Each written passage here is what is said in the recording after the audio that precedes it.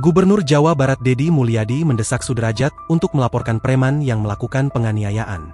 Sudrajat adalah penjual es gabus yang viral seusai dituduh memakai spons dalam produknya oleh oknum TNI Polri.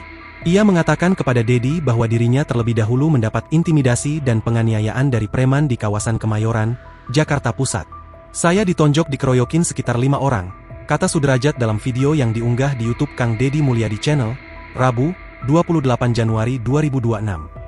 Namun, Deddy sempat bingung karena penjual es itu memberikan keterangan yang berubah-ubah. "Bapak bohong apa jujur?" tanya Deddy. Ia pun menyarankan Sudrajat untuk menempuh jalur hukum atas penganiayaan yang dialaminya. Sementara itu, oknum TNI Polri yang menjabat sebagai Babin Kamtipmas serta Babinsa sudah meminta maaf kepada Sudrajat. "Proses hukum babe lapor dong penganiayaan," ujar Deddy. Sebelumnya, Sudrajat, penjual es gabus yang difitnah oknum TNI Polri akhirnya bertemu dengan Gubernur Jawa Barat, Deddy Mulyadi. Momen tersebut diunggah dalam kanal YouTube Kang Deddy Mulyadi Channel pada Rabu, 28 Januari 2026.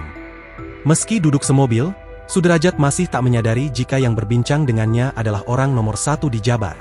"Bapak kayak Deddy Mulyadi. Mukanya sama kayak Deddy Mulyadi," ungkap Sudrajat.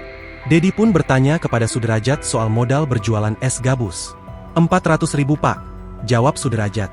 Gubernur Jabar itu kemudian memberi 2 gepok uang kepada penjual es untuk modal usaha dan membayar kontrakan. Download Tribun X sekarang, menghadirkan lokal menjadi Indonesia.